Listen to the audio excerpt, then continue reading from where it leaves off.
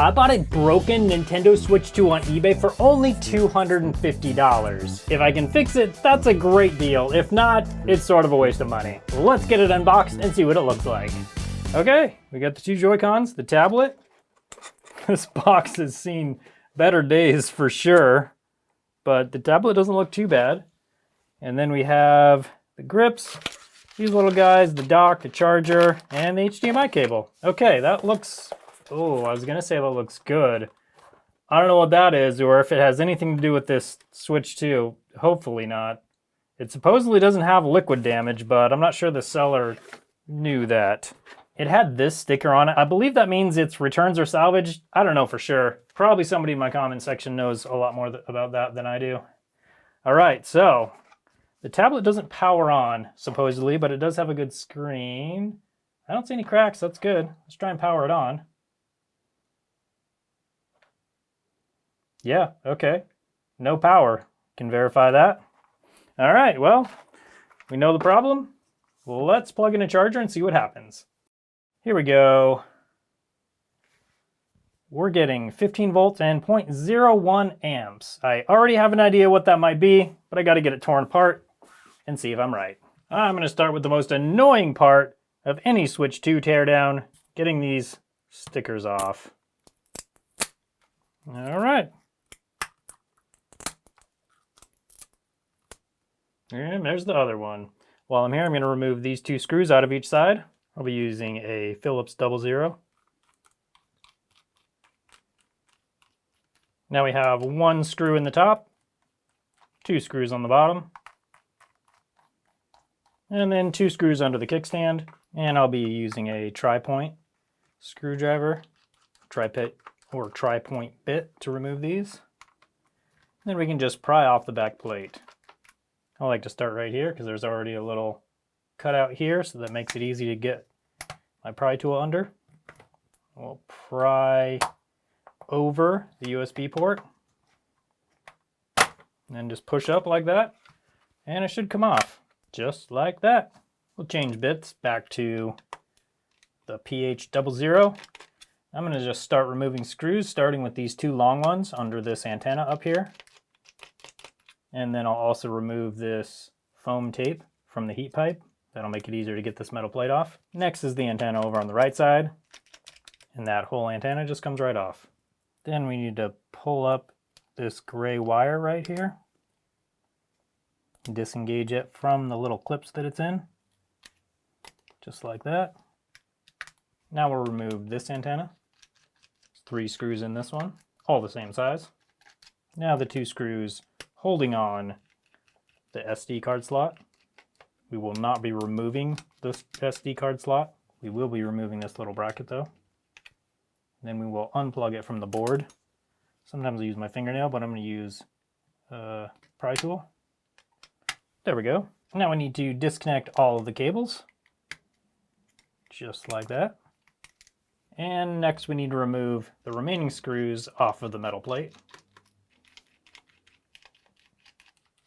And with those 4 screws removed, we can remove the metal plate.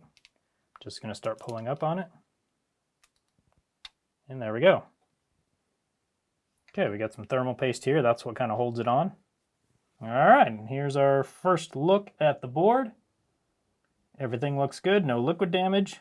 Okay, now if my hunch is correct, these components right here are going to be shorted. So I'm going to put one of my probes on a ground point. Okay, the ground point is good. We're going to see if this component is shorted first. And it is.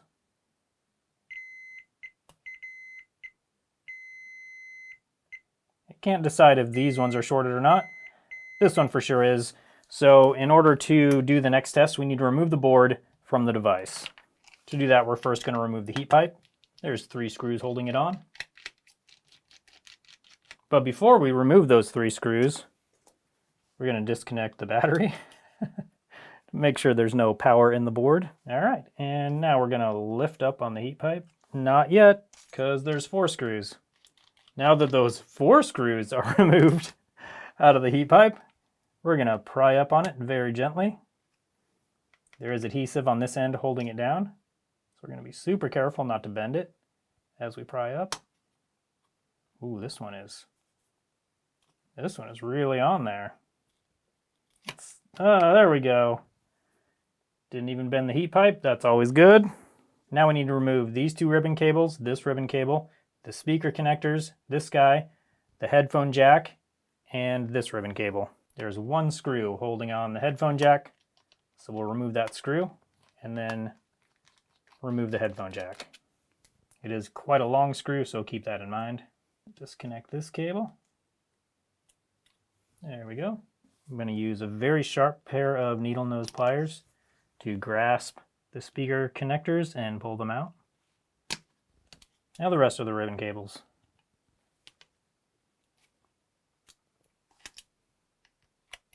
Now we have 6 screws on the board we need to remove.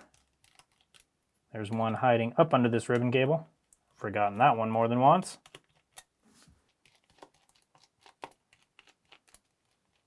And with all of those screws removed, we can lift up on the board from over here. There we go. All right, and now we can finish testing the board. And what I expect to be the problem is one of the capacitors in this area right here. To figure out if any of these are bad, I'm going to inject some voltage into the board on this line right here, and we'll see what heats up. All right, and here we go. Injecting 1 volt. Ooh, nothing gets warm. That's unexpected. Something should get warm. This is a shorted component, so that is strange. Okay, let's inject more voltage. 1.5 amps. Still nothing.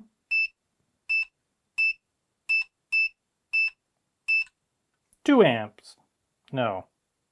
I said amps before, I meant volts. 2 volts.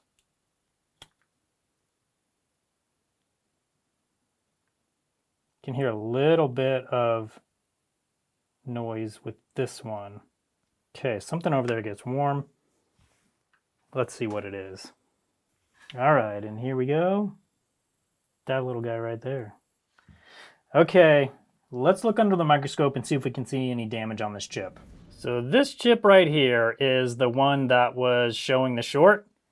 I don't see any damage on the outside, but it could be damaged internally, and since nothing else was lighting up, I think we need to remove this and then see if we still have a short. So I'm going to start up my hot air station and get that component removed, and then we'll retest. All right, rechecking for a short. No short.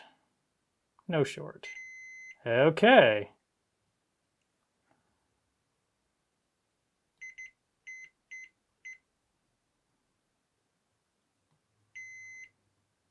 So none of these pins are shorted. So it could be just this little guy that's shorted out. So I'm going to get a different one and replace it, and we'll see if that fixes it. I've already got some flux all ready for us. And I'll come in with the replacement chip, place it about where it needs to be, then heat it all up. Now, as I'm heating it, the solder is going to melt and should suck that chip right into place, right where it needs to be.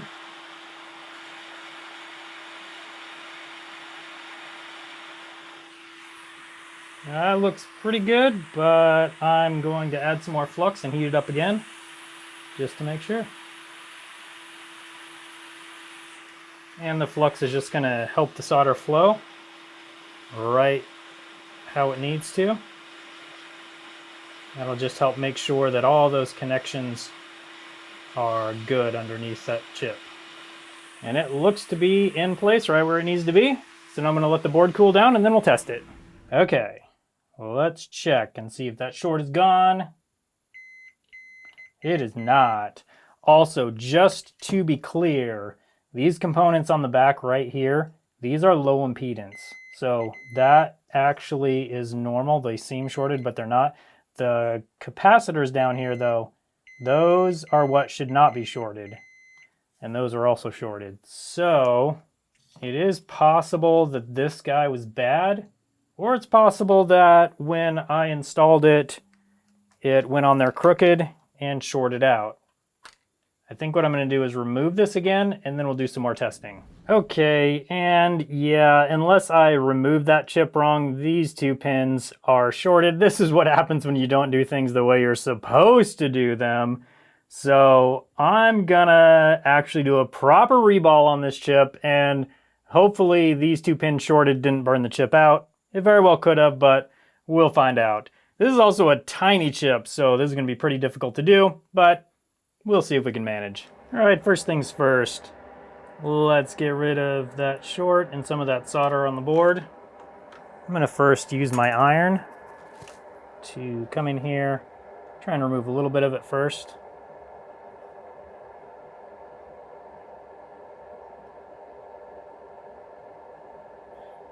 Wow, it really likes being there. Okay, let's try coming from this side and get a little more heat there.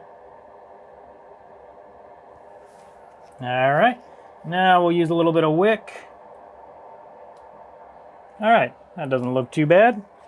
Okay, and this chip goes on here. It looks like this is pin number 1. All right, so let's flip it upside down. Oh, that actually looks really good. Okay, so I don't think that was the problem. Or I don't think we need to do anything there. I think we're fine with the chip. Just need to make sure we put it on correctly. Yep, okay. Need a little more solder on this.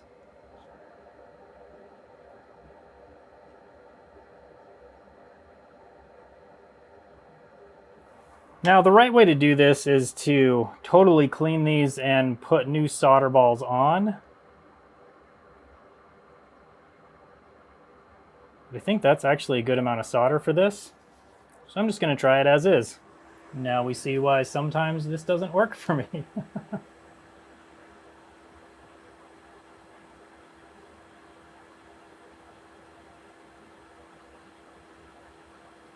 All right, there we go. That's about in place. I'll bring in some heat and heat it all up. Gonna sort of hold it in place with my tweezers so that can heat up a little bit.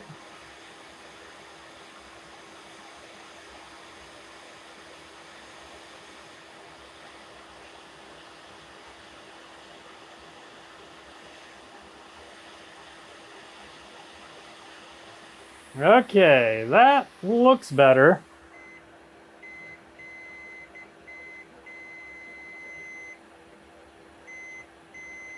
And we're still shorted.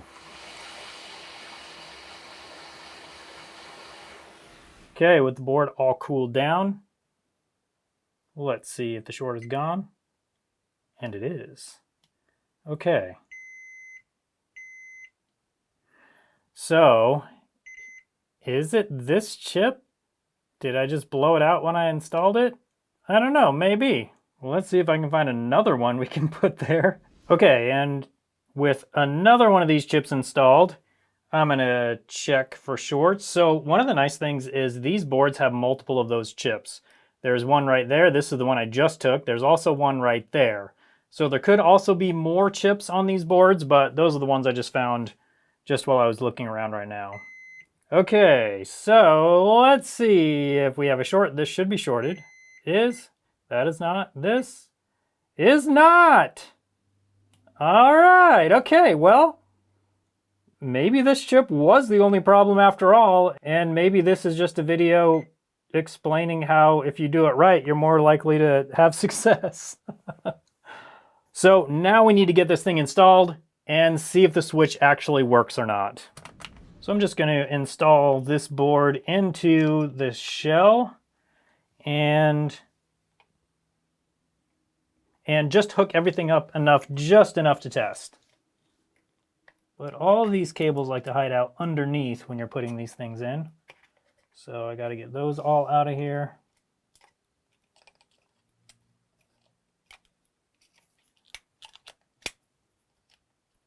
There we go. Okay, like I said, I'm just going to put together enough of this to test it. All right, got a couple screws in, got some of the ribbon cables installed. Now, let's see what happens when we plug it in. 15, oh, Okay, 0.3. Let's see if we get a screen. No, we don't. Oh, there we go.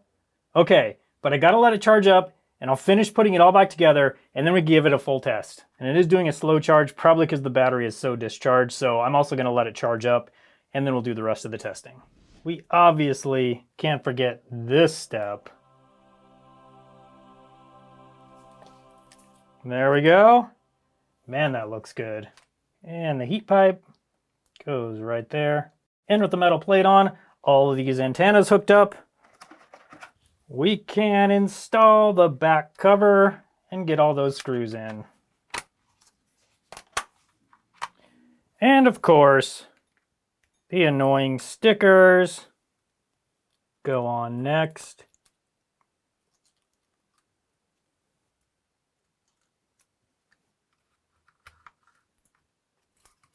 Okay, so now that it's all back together, let's hook the Joy-Cons in, see what happens.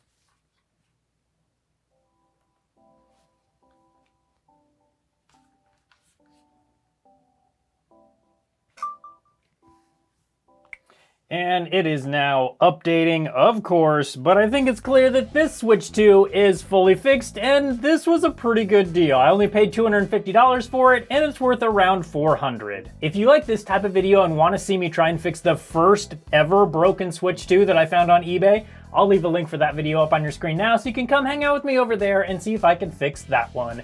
Thanks so much for watching today, and I hope you have a good one.